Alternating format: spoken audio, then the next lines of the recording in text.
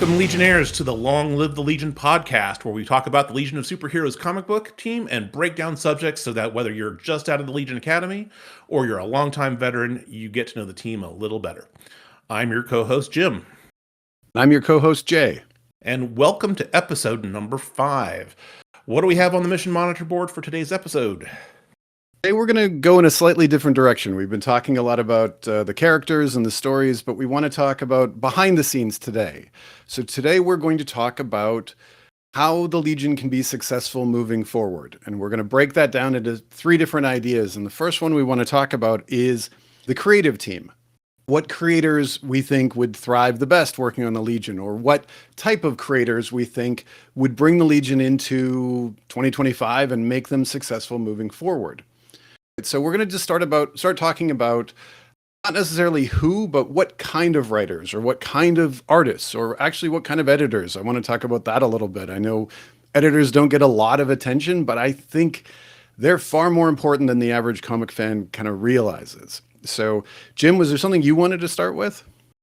Well, when we were talking about kind of the concept of what we wanted to talk about for today's episode, I started kind of brainstorming and coming up with a few things. And what I did, and kind of in the spirit of not really getting into a specific named set of creators or creator, however you want to handle that, I went back and looked at my favorite writers and artists and wrote down what I liked about how they presented themselves from a creative aspect, whether it's writing, whether it's obviously illustrating or coloring or things like that. So I guess the first thing that popped out on my list was that whoever's doing the creating, and this goes for an artist and it goes for a writer, you have to be able to handle a large team of characters, right? The Legion has usually around 20 some members at its highest. At the lowest, it's in, I think, the high teens, right? And when you have a team that large with that many characters, in order to give enough respect to each character at some level, you're obviously going to have some characters that are either more popular or more standout than others. So that definitely influences the writing style. But you have to consider from a writing perspective, each writer has to be able to have enough unique, distinct voices from their speech pattern, or even things like the font. So, for example, I think about in the reboot Legion, when Shrinking Violet was first introduced, she had this tiny font to kind of show her soft-spoken nature. And then on the artist side, from an illustration perspective, you need to be able to have enough distinct looks among all of those different characters as well, to be able to visually distinguish what's happening on a page. So that was the first thing that popped out into my mind. What about you? Oh, that I'm on board with that. That was one of the things that I thought about as well. Is I don't want to kick this person because I think they're a really good comic writer, but I remember there's an interview that Roger Stern gave when he was talking about working on the Legion, and I've referenced it a couple of times in the articles that I write, where he basically said his biggest problem with the Legion was he always thought there were too many characters. And to me, that's this gigantic red flag if your writer is like, this is too big. Because I agree, and I think on both ends, the writer and the artist, they have to be talented enough to handle this kind of cast of characters. And unfortunately, there's really no way of knowing that they can do it before they handle the assignment. Like, how many comic books can you think of that have this type of roster? So you could have somebody who's an amazingly good writer for, say, JLA. That's what, 7? Something like that. I mean, it depends on what area you're talking about, but yeah. Yeah, and so you're saying we're going to triple that. We're going to triple the number of characters you have. And from an artist perspective, again, I've been talking about this a lot, talking about the 3-boot with Barry Kitson. Like, there are moments where all the guys look exactly the same. And here's the thing. I love Barry Kitson's artwork. I think he is one of the best comic artists of the last 30 years, but this was even a struggle for him. Like, we're asking a ton of these guys, or I shouldn't say guys, I say these people. and I think this is a tough one to kind of wrap your head around. So I think that's the first one. You have to get a creative team that understands the assignment going into it. Uh, my thought on this as well was when we're talking about a writer and we're talking about an artist of somebody who's going to take over this book. The other big thing I think is they have to have some sort of science fiction background or influence. Like I know in the case of the Abnett and Lanning run, you were a little bit irritated because they kept pulling what's the game or the series they were, we'll Warhammer just say 40,000. borrowing, Warhammer 40,000. Yeah.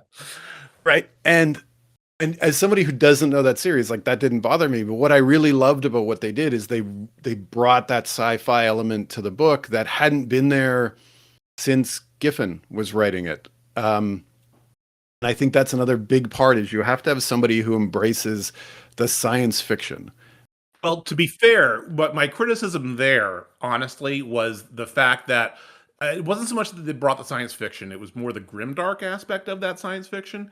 And then to add on to that, it's more that they got rid of the magic from the Legion. But that's, I think, a whole other thing. In fact, that could be wrapped into this discussion, right? Because you have these characters that are, this blend of superheroic tropes, science fiction tropes, and then you also, in the case of some of the mystical characters that we have on the team, you have to be able to blend all that and have a interesting output with all of that together.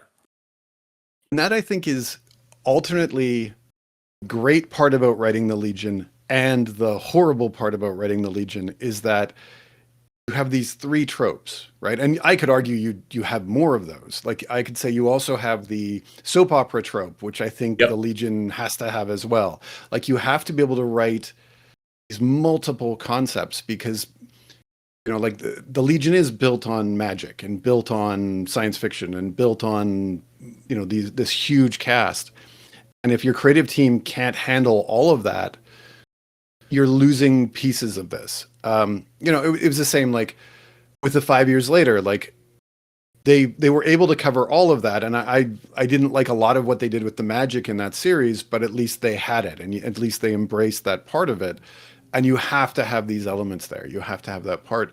I just mentioned it. I think the whole soap opera sort of angst part has to be there as well. You have to have an artist, you have to have a writer who can write this drama, this relationship drama, this and the artist has to be able to convey that with the picture. And it's one thing that I think Giffen was really, really good at that doesn't get a lot of credit or doesn't get a lot of focus is that he was able to bring the emotional aspect to it that I think a lot of artists struggled with. And I would say as much as I loved, Olivier Coipel, like he was young, he was new, he didn't hit all of that perfectly, but he was getting better. And you could see that as the series was going on. I'm going to make a reference to one of the things on the Legion Discord board.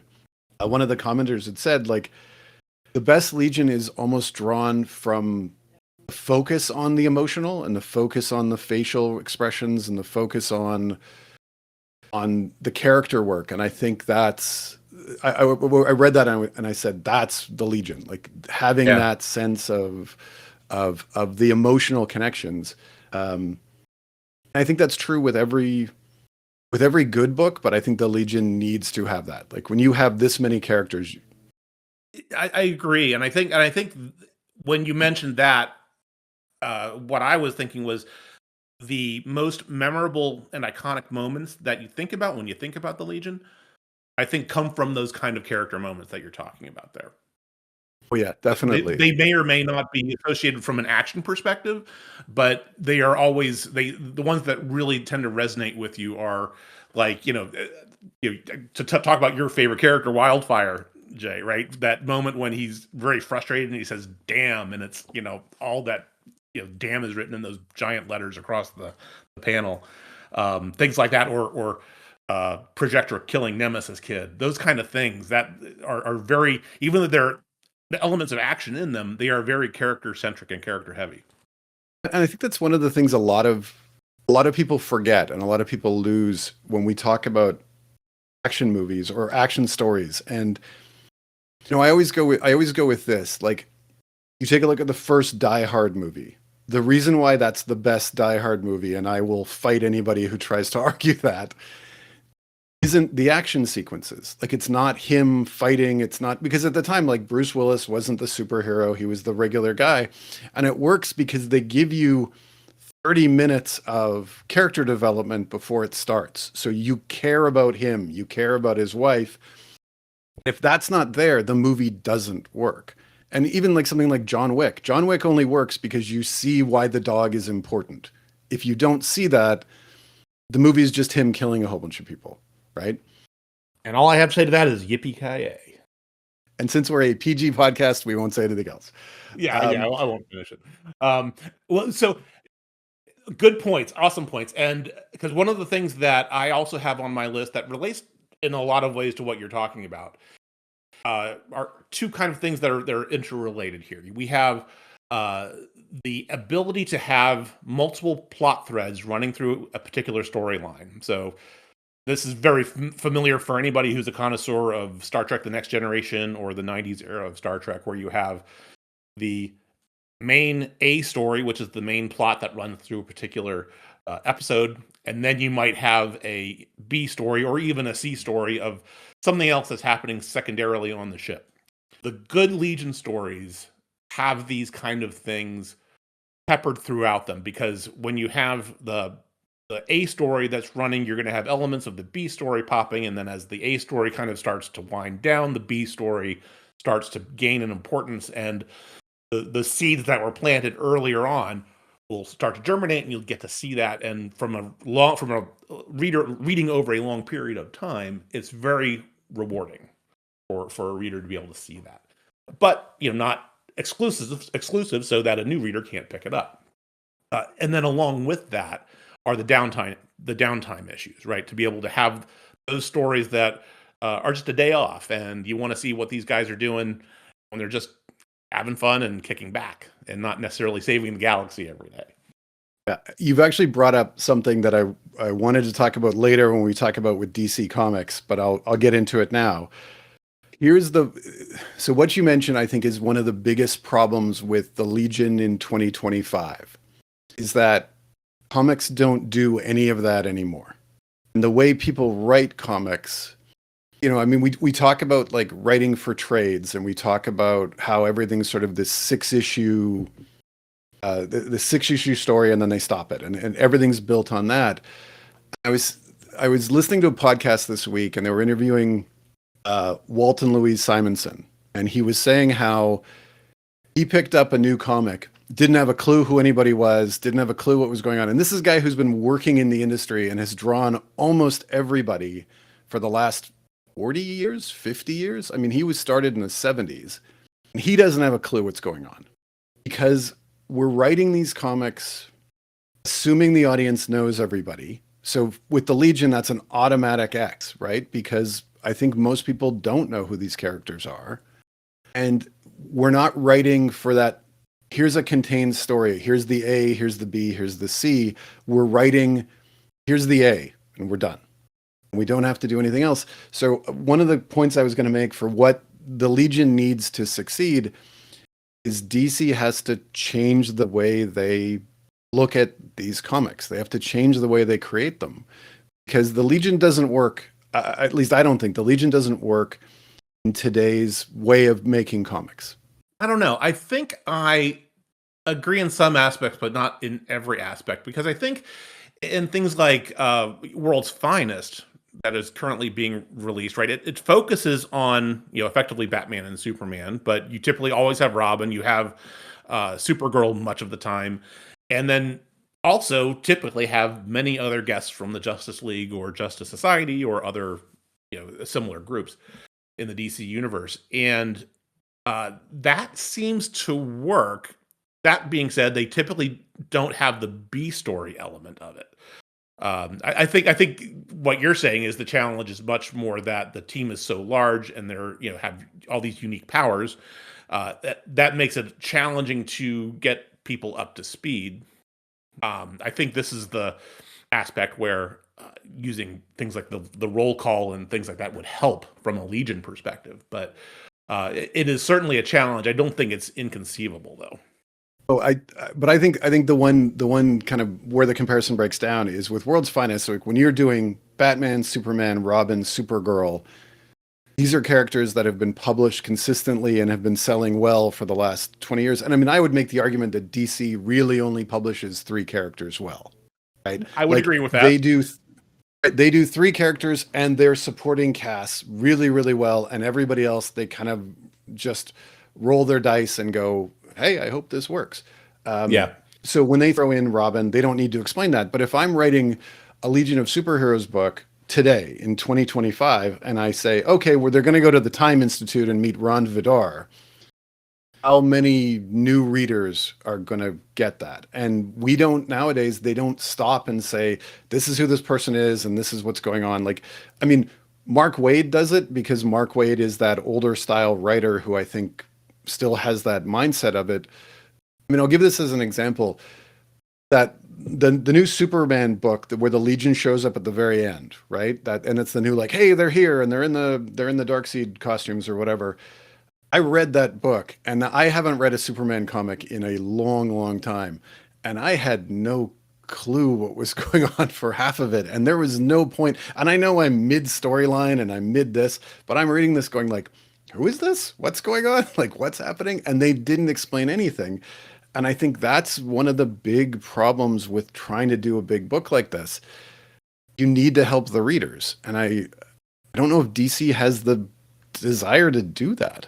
Possibly, we'll have to see. Because I think that there is. You might have to help jog my memory here because I'm not as good of a Marvel guy as I am a DC guy. But if I'm remembering right, I think John, as of this recording, Jonathan Hickman is releasing a new ongoing, or at least a mini about the Imperial Guard, if I'm not mistaken, that's coming out soon. That would be an interesting gauge to see how well that could work in today's marketplace. Here's the thing I always find funny with comic books and why it's always tough to compare.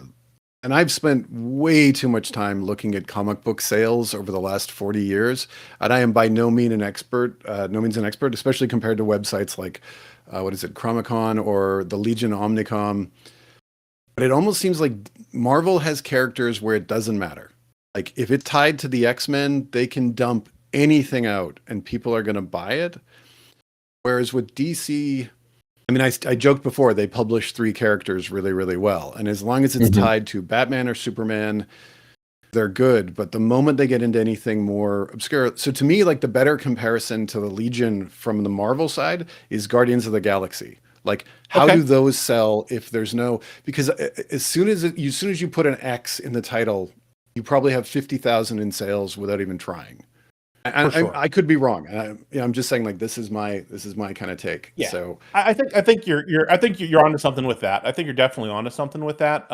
Imperial is the name of the series coming out in 2025 summer. So that's what I was thinking of earlier. But um, to what you were saying here just a second ago, I made a note on my list about this, and I think this kind of gets to what you're talking about here, and that is for the writer to have a respect for, but isn't shackled by continuity issues. Because I think, in my opinion, the reason that the Legion has become in a little bit of a weird position in today's times in 2025 is a combination of the original versions kind of ending on this note that they were so constrained by both continuity and their editorial mandates that they really wrote themselves into a horrible knot. And then they to try to get themselves out of that, they try to just cut the knot open like Alexander did, and just start anew. But of course, then they ended up rebooting this over and over again, and so they took all those pieces of rope and reknotted it up all together again. So I'll just I point out for listeners, that was a Gordian knot reference, which is your sign of high quality podcasting. So just for the record, we are not going lowbrow. We are going that's highbrow on right. this. So We're high. so We're kudos on one that could one. even say we're unibrow. for this. So, anyway, Yes. um, Um, so I actually, sorry, your point there. I'm going to go one step further. I think whoever they hire to write the Legion of Superheroes for the next group should not be a fan of the Legion of Superheroes. okay, I think I want somebody in there, and I know this is going to sound insane. To me, the Legion is at its best, and I was looking over all the creative teams when either the writer or the editor is a fan and the other person isn't. so that I can get behind. That I can get behind. I'd say you have to have somebody in the mix who does care about it and is knowledgeable about it, because otherwise you can get this weird scenario that someone just burns it all to the ground, basically. Yeah, and so I want for the Legion, because I want the Legion to be a book that gets younger readers. Like, let's be honest, we know that no matter what they put out for the Legion, people like you and I are going to buy it because we just love these characters. Like, there is this history, unless they completely mess it up to the point where it's just horrible, but they're at least going to have us on board at the beginning. I want somebody who comes in and brings a really youthful take on this. Like, I want, and I think the problem is that if you're under 30, what Legion are you a fan of? Like, what has been a good Legion story in the last decade? Um, Oof. so instead, I want the editor to be the person who's like, here's the Legion, here are the rules you have to follow, here's the way this goes. But now I want you to take this in whatever creative direction you can take. And we're not, and exactly like you said, we're not tied to old continuity. We're not tied to, I got to be honest, I think the Silver Age was great, but I do not understand why the DC universe is so tied to that. Like, Yeah. it's 60 years. Like, I think that's why these absolute books are working so well. Like Absolute Batman, Absolute Superman, Absolute Wonder Woman. They're selling tons because Yeah, everybody and they're loves the good. concept. Yeah, They're and they really good, don't and they're need. well written because they don't have to worry about all that other weird stuff that, from Bane breaking his Batman's back, and Superman with Doomsday. None of that stuff matters in these contexts. So just start afresh. And then something else to kind of piggyback on what you're saying there, because this popped in my head while you were talking about the writing for younger readers. Why not take more of a traditional young adult, YA look at this from a comics perspective? It seems to me that the Legion would be ripe for this particular kind of approach, right? Just because See, I want. Oh, go ahead. No, I was gonna say, I actually think the Legion's wheelhouse is 18 to 24. I don't want them teenagers. I love Jeff Moyes' work. I think it's awesome, but I don't think it's what the audience wants from the Legion. Whereas I think of like Cockrum, Grell, Giffen, Rappel. Like, you can go through these guys, Larocque, Lytle. They made them into attractive 18 to 24-year-olds. And I think that's part of what is the appeal of these characters. I think of this like, you look at what teenagers are watching on television, right? Like, nobody who's 15, 16 is watching a show about 15, 16-year-olds, right? And they're They usually want to not see watching them older on television these days either. Exactly, right? So they're watching, so they're getting their like the YouTube videos or whatever. I think of like those characters of think of what Mike Grell did when he took over in the 70s, and he suddenly turned these characters into like fantasy characters. Like, okay, these are the most beautiful people you can get in a comic book. They all look different.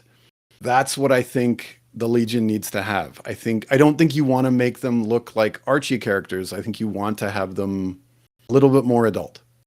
Yeah, I think you're right, and I think this is. I think the reboot Legion was great because it did what it did at the time that it did it, in a good way. And I think because at that point they were trying to portray the characters as 13, 14, 15-year-olds. I think Moy's style very much catered to that, right? It worked well. But if I think, and if we're talking about, I think we've officially shifted into what the Legion needs to succeed, is that those characters need to be in exactly that age range. Because if they're younger, if they're too young in like this, in that 14, 15, even 16, 17 year old age range, it may hamper some of the types of stories that you want to tell, at least from a young adult soap opera ish perspective. You can, I think you can get a lot more breadth from a storytelling perspective if the characters are older and technically adult, but not really in practice, if that makes sense. Oh, that makes complete sense. I mean, I think of both in the post zero, the reboot, and then the three boot.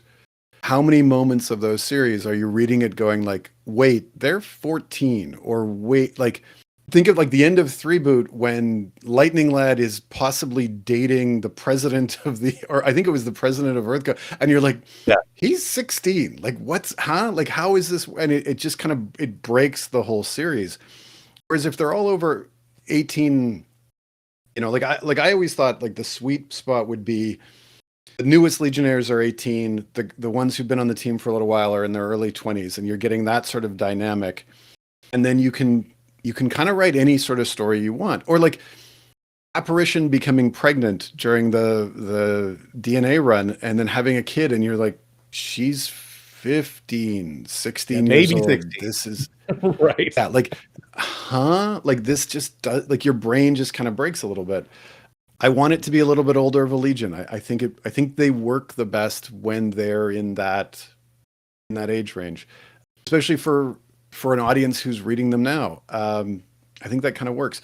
I think it's good. So, like talking about DC Comics, one thing I wanted to mention for sort of how the Legion needs to succeed is DC going to promote this book? Like, what are they going to do? Right? Are they going to are they just going to put it out and hope for the best, or are they going to actually say we're going to hire name talent? We're going to hire people who will draw an audience to this. Like we can talk about who are the best writers and who are the best artists, and I don't want to get into names there, but Yeah, well, I was gonna say you could make an argument that at the last relaunch they did hire name talent.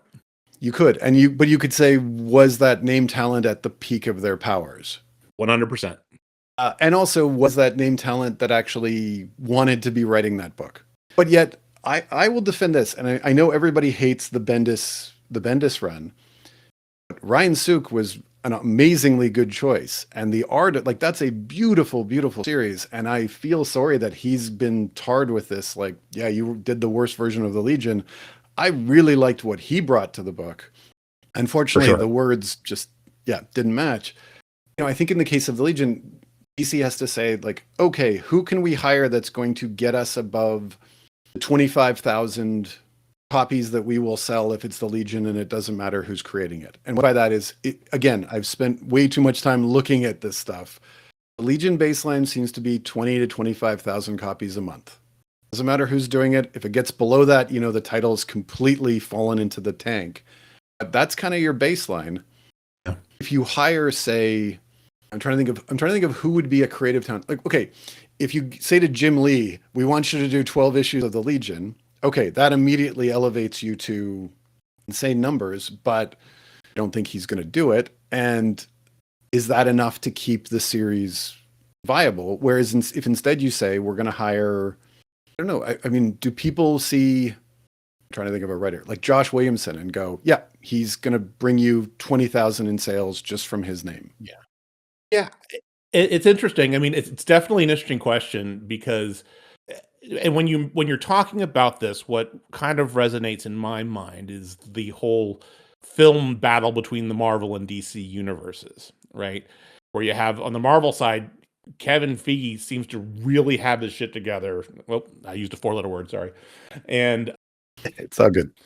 and knows what he's doing, right? They've planned things. They have a pulse on what's hot, who the good writers are, who the good directors are, and kind of go from there. Whereas DC has always seemed to be anything. Well, once you get outside of the realm of Batman, right?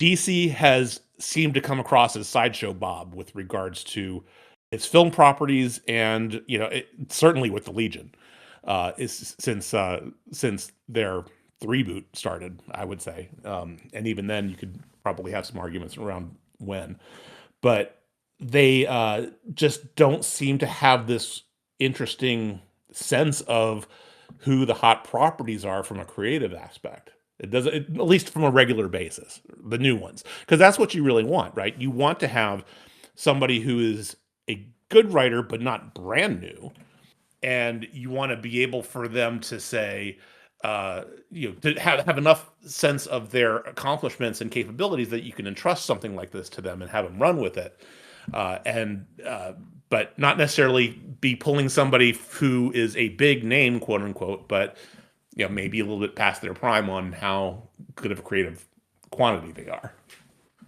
Like I think in terms of, I always look at it this, to me, the difference between DC and Marvel in the comic industry, and everyone can tell me I'm wrong on this, is DC tends to be more writer focused, and the writer is the person in charge, and the writer is the one who makes all the decisions, and the artist is just there to put the pictures on the page. And Marvel tends to be more artist focused, and I think they've gotten into trouble with that because one, they struggle to keep the really good artists. Like when I finished, again, I'll go back to Olivier Coipel. I don't know how DC let him go. I don't know how you look at those pages and don't say, what do we need to do to keep you on a Batman book or a JLA? Because he immediately jumped from the Legion to the Avengers. Yeah, and that's Olivier is exactly the kind of scenario I'm talking about here. They didn't have the mindset to say, "Hey, this guy is good. We need to do whatever it takes to keep him." But instead, there's all these office politics, and so I'm going to use this to springboard onto my next point for what the Legion needs to succeed going forward, and it's kind of a two sides of the same coin. And the first side is what we mentioned earlier. I just want to make sure we revisit this particular subject, and that is to have a strong editor. So you had just mentioned that that DC is kind of perceived as a writer controlled type of environment, and I think I agree with that, especially in these last 10 years. But when you look at quality Legion output from a comic book perspective, they always have a strong editor behind the scenes. So whether you're talking someone like I think it's Karen Berger from the 80s time frame, or Casey Carlson in the 90s, RIP Casey, by the way, he passed away recently. Those two people were probably the strongest editors that the Legion ever had, because you had very cohesive stories that really made sense, that ran across multiple issues. Now it's, I mean, every Legion comic I've read that has been sometime published in the last 15 years. I'm just wondering if anybody's proofread anything on this book, just due to all kinds of very strange errors. Not to say that errors didn't happen before, but the ones that I see now are very glaring, I should say. And then the flip side of this, having a strong editor for the title itself, is for the DC back office to get the hell out of the way of the book, let the writers do whatever they want, and don't force these time travel stories for crossovers and whatever else that don't need to happen. Or if you do have them happen, they don't need to matter, right? This is time That's travel. the You can do problem, right? whatever you want. So yeah, I just want to make sure that we got the DC back office editorial aspect of this off, because they're probably the one of the biggest problems to the Legion being where it is today. This actually leads on to another point that I had for what DC needs to give the Legion. I don't know if this exists. I don't know if DC or Marvel actually has these. So they might. It just doesn't look like they use them. The idea of a series Bible. So every television show that you can think of, before it starts, they create a Bible where the person who's created the book, or the show, has written out, here's all the characters, here's the backstories, here's what's going on, here are the rules, right, of the series. And when they hand it off, every writer has to follow that. So the idea of, like, the original Star Trek, like, one of Gene Roddenberry's rules was that everybody in the crew had to get along. That was just a rule that he had in the Bible. So when you were writing these stories, and that was actually one of the problems with the early season of Star Trek: The Next Generation, is he had the same rules, and the writers are like, but we can't do this interest. Like we want to have some interpersonal conflict. We Hmm. can't do this. I think the way you get DC editorial and the powers that be off this book is you say, here's the rules for the Legion. Here's the Legion that we want.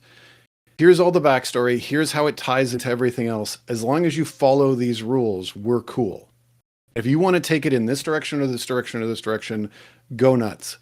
And that way, if the writer or the artist says we want to go over here, as long as they're following this Bible, as long as DC has said we're cool with this, they can leave this alone. And it doesn't mean that they can't break a few things or have some fun with it, but I think DC needs to actually say this is what we want the Legion to be. Like from an editorial standpoint, like from a corporate standpoint, we want this. And then there's a little bit more guidance for the editor, for the writer, for the artist. And I don't think that exists on a lot of these books. I think it's No. just Well, it may be there, but as we saw in the period of the aughts and the tens, from a Legion perspective, in the last 2 decades, they may have that, but the problem had been that the back office didn't have whoever was writing the book and that whole team, that whole creative team. The back office didn't have their back, right? Because we had the 3 boot going, and then the Justice Society Lightning Saga story, started running simultaneous to that, which had 2 completely different versions of the team, which then caused all kinds of other ripple effects, and then which also led to a couple more reboots. One of which even happened midstream, right, where you had the Levitz retro boot area where it started out its own title. Then it kind of got rebooted again into the New 52 era, right? Why? I mean, that it's ridiculous. And those aspects of it are part of what's compounded the problem. So when I say the back office needs to get out of the way, it's just establish a Legion title, go, and then just run with it. Don't worry about the rest of the yeah. DC universe. If we want you to play here, it's fine. You can come in and play, and nobody has to worry about it once it's done. That's why it's funny. Like now that they've just announced the new History of the DC Universe series that's coming out from Mark Waid, and I see a bunch of Legion fans going like, "Oh, they're gonna finally figure it out." And part of me wants to say like, "No, I don't want to see the Legion in that. I want to see Yeah, whoever I'm the kind of creative dreading team it. is. I want to I'm see that dreading it creative for you. team go like, no, we're gonna go in our own way. Like we're gonna like I really like this is why I would love to see a new creative team, and they say, you know what? Here's all the characters that you've got. We only have like say 5 rules for you of things that we think the Legion has to have. So like for example, the original 3 have to be there. Yeah. We have to have Cosmic Boy, Lightning Lad, and Saturn Girl. But if you want to use kinetics and you want to use Matter Eater Lad on a team, go nuts. Like we don't care about anybody else. Here's the ones that we think are sort of more popular. But at the end of the day, What you want? I would argue there's probably more people who know the Legion from the animated series than from any comics that have come out in the last decade. You're probably right. And here's the cool thing about it is that if they do those kind of things that you're talking about and have these characters being used whenever, you can change them up. They come from the future. The future is never written in stone. So from a fiction perspective, especially a sci-fi perspective, the future's always in motion, right? So you can literally do whatever you want, and then this other Legion title that's going on can be interact with those stories or not or whatever. It seems to me that the DC back office ends up making things specifically for the Legion now, mind you, more complicated than they need to be in order to put out a quality book. I think DC doesn't know how to use the Legion, and I think they keep the metaphor I always use is throwing spaghetti at the wall. Like Yeah. they're just throwing spaghetti at the wall, going, "Hey, maybe this is." I normally don't say spaghetti; I say another 4-letter word that I'm not gonna like. And they're just like, That's the one I said "Please, earlier. Yeah. please, yeah, right, please," and they have no clue how it's gonna stick. They're Yeah. just like boom, boom, boom, and then you've got some creators who are like, "No, it's got to be this, and it's got to be this, and it's got to be this," and they have to sit there and say, okay, this is what we're going to go with. This is how we're going to do it. Yeah. We're going to run it for, let's say we're going to give them a year, and we're not going to course correct and like throw everything out. We're just going to say, okay, that, this creative team didn't do what we wanted, or this isn't the way we want the book to progress, or we're not getting the readership. What do we do next? Yeah. I actually have a, we're coming up on time, so I want to sort of get into the how we think a relaunch is going to look in 2025. And that actually kind of leads into, is it time to maybe say the Legion shouldn't be in floppies, but should actually just exist as a like a graphic novel series? Or we just say, you know what, we're going to throw out the idea of a monthly book. And instead we're going to say, because I think this solves like 90% of their problems if you just say, you know what, once a year we're going to print a 150-page graphic novel. So we're not going to have to explain who everybody is 50 times. We can have like a 3 or 4 page intro. Here's all the characters. Done. Okay, now the story starts.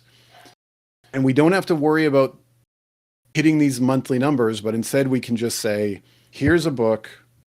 Let's go with this. Because I think DC and Marvel are so tied to the floppies, but it's 2025. Like they shouldn't be. The industry doesn't exist this way. If we're already writing for trades anyways, why don't we just write the trade? And I think if we do that with the Legion, I think it moves them forward in a way that works for them. I think it's a fascinating concept. I would love to be able to think that it would work.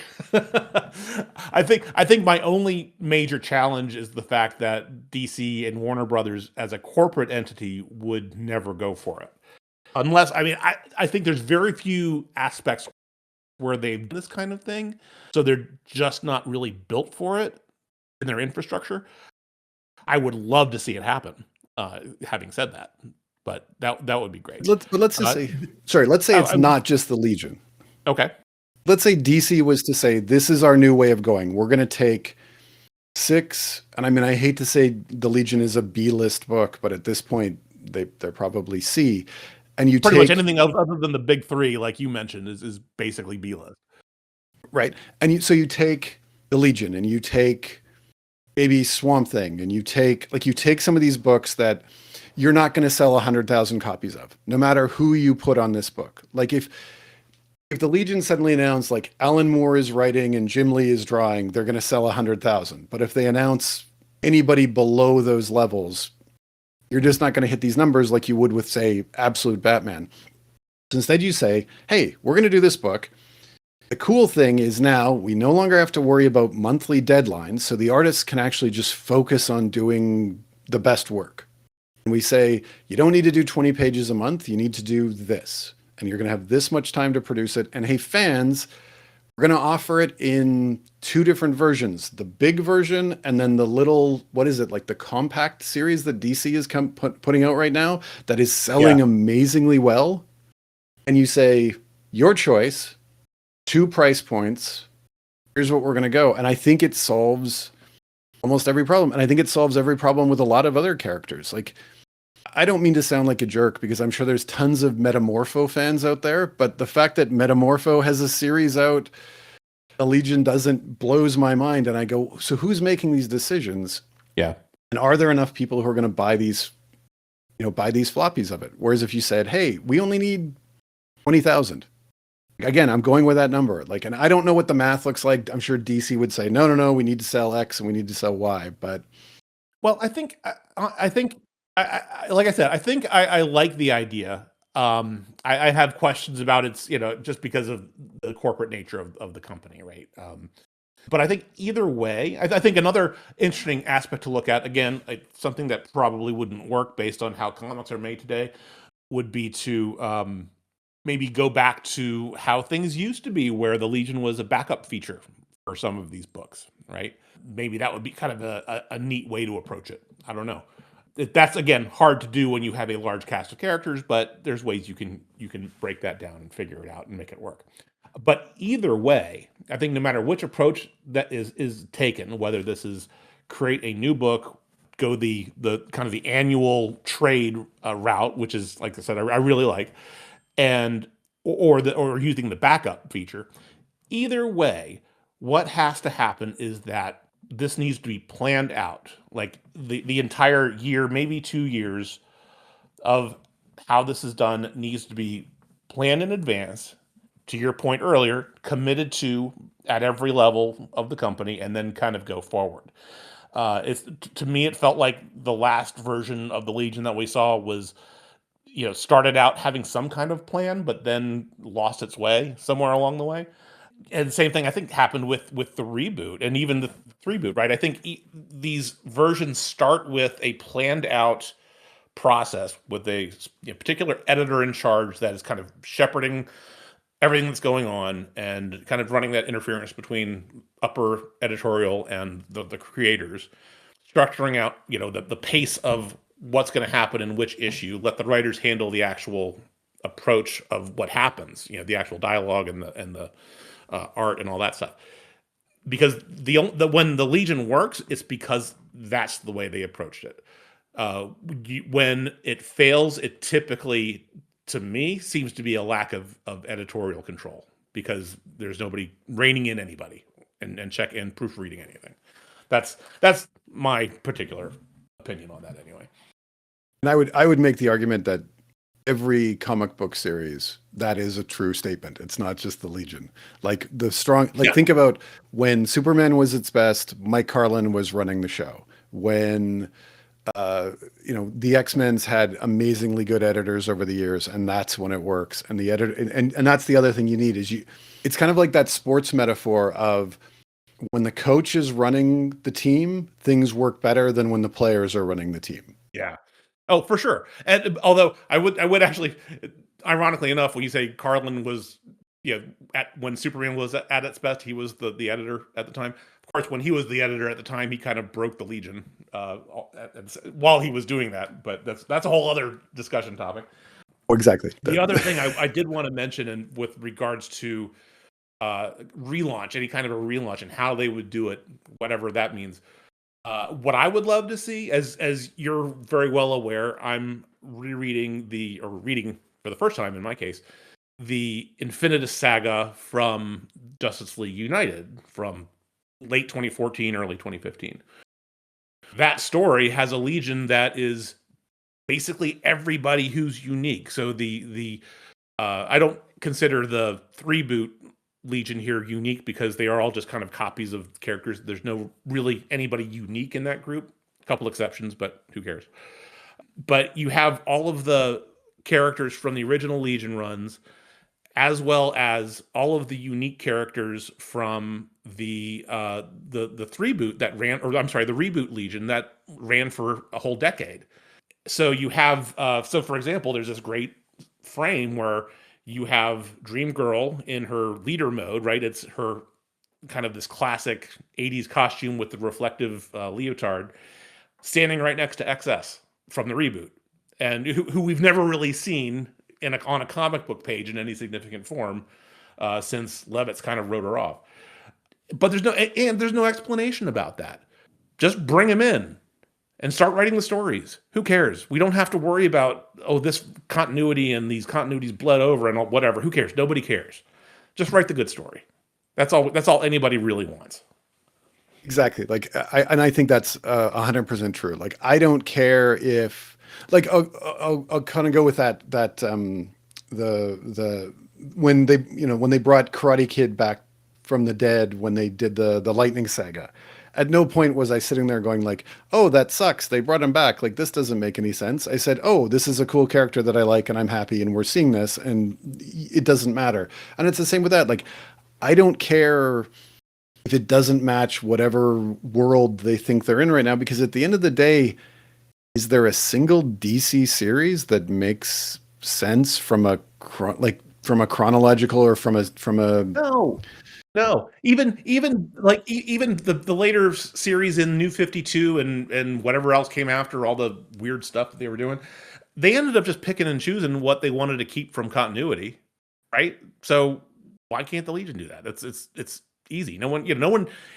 If you're telling a good enough story, nobody's going to care that Lightning Lad's uh, arm was in a certain configuration when it was a robot arm versus it not being a robot arm, right? Nobody's going to care that much about that. Just write the good story. and kind of move forward. Yeah, and to me, if I'm a writer and I'm an artist, and somebody says to me, "Hey, here's these 30 characters you can choose from," and they've all had moments where they were compelling and interesting, and when they're written well. Like when they're written well, they work. I mean, you mentioned XS, and XS is a great example. Like I don't know how DC's dropped the ball with her. If I'm editing the Legion or if I'm writing the Legion and I have this massive like I want to use all of them because I want to have fun with it because I've got so many choices. It's not like I always thought like the worst parts of the JLA are when well we have to use these characters and we can't really do anything with them. They just have to show up and we can't change them. Whereas with the Legion, not only can I play in this great sandbox, but I can actually make changes and I can have some fun with it. To me, it's an easy choice, but I get the intimidation behind it. Yeah, but who knows? And one of the things that I was thinking about with regards to how we can make this happen, right? Or not we, I mean, whoever's going to be doing this in DC. As we know, there's this all-in slash dark side version of the Legion that was shown, and we got another taste of recently. That is somehow going to be hitting our shelves in the summertime. We'll see. But if this is going to be like the Dark Legion, or however we're going to call it, one of the things about that Legion that I noticed anyway was that there are reboot characters in there. So Kid Quantum 2 is in that particular lineup, and I think there might be one other. My memory's failing. But maybe this could be a way to say, the reversal of whatever this dark side universe is. Maybe this brings back this Legion that was used in Lemire's work with regards to the team that showed up in the Infinitus saga, because it to me it just makes sense.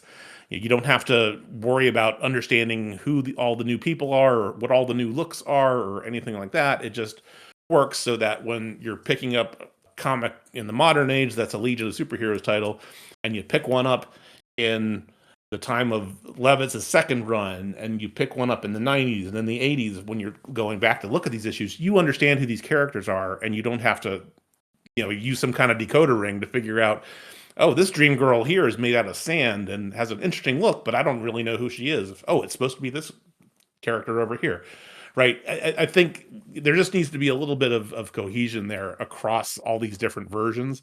And I think I kind of call it an amalgam Legion, because it's all of the commonly used versions of the Legion kind of brought into one team.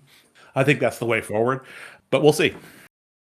Yeah, I think it's just you use the iconic Legion, right? So with all the changes, with everything that's been done, at the end of the day, like Brainiac 5 is green skin and yellow hair. And I think at this point you have to have something on his face that's become the look that is now Brainiac 5. And Yeah. I think as long as you do that, you're cool. So, oh, I will say this from an arrogant standpoint, DC Comics, we will help you put all this together if you reach out to us. Like, I have no problem sitting down and having a conversation about this. That's right. If you have questions, that's my arrogance shining again. Okay, we should wrap this up because we are rapidly approaching an hour, and I know we said we only wanted to do half an hour podcast, but then now we're two episodes past where we just keep talking because we love talking about this. Like these characters matter, these characters are important, and we have a blast doing this. So to wrap everything up, let's do what we normally do. Jim, where can everybody find you on the internet? All right. I have my Legion review website. It's at jimboslegion.blogspot.com, and I try to post one new comic a week that is somehow Legion related. Like I was mentioning before, right now I'm in the midst of the Infinitus saga, and for the most part loving it. Although it is a glaring example of why editors are sorely needed. Good editors are sorely needed. You can find me personally on Blue Sky at jimbofett.bsky.social. I'm on Reddit at jimbofett87 and on Discord as jimbofett on our own Legion fan club Discord server. If you and where can we find you, Jay? All right. So just as you said, I write a weekly column. I do two issues a week, so which is eventually I will catch up to you. I'm currently working through Three Boot Legion, which which I will say is another series that proves why a good editor is important. You can find my columns at jmlonglivethelegion.blogspot.com. You can find me on Blue Sky at jmckernan.bsky.social. You can find me on Reddit, actually, under the name Drake Burrows. And you can find me on Discord under Drake Burrows as well, which should tell you who my favorite Legionnaire is. And also, did you mention the email address?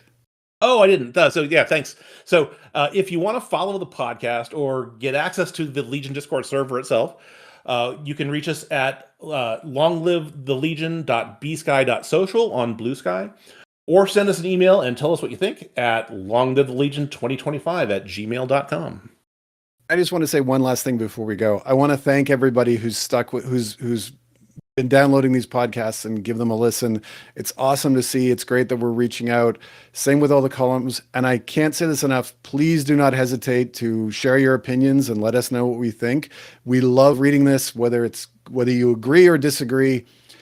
We just like to have these conversations. So please don't hesitate. If we say something that you think is completely crazy, tell us. Again, this is just two people's opinions, and I am the first to admit when I'm wrong. Although my wife would argue that's not true. But anyways, yeah, we definitely love to hear from you, and a special shout out to a couple people. So we got Randall and LytleFan74. You've been posting some nice comments to our Podbean site, so thank you so much. And then also our friend of the podcast, Alan Williams. He also responded and gave a lot more detail on our B Sky site on Blue Sky with regards to some of the changes in Saturn Girl's costume over the years. So that was really cool. So thank you, Alan, for showing that. And I think that wraps it up for today. Right. We will see everybody in 2 weeks. And in 2 weeks, we are going to talk about, I believe it's like the original version of the Legion. That's the plan. We're going to attempt to make sense of Silver Age. Are we going to try to do Silver Age all the way till the end of 5 years later? Or do you want to make it a little bit shorter and we just talk Silver Age? I think we should do one panel at a time. Honestly, that's my plan. And it'll be the longest podcast episode ever. Perfect. All right. So all right. Well, we will let everybody go. Thank you so much for listening. We'll see you in 2 weeks. Long live the Legion. Long live the Legion.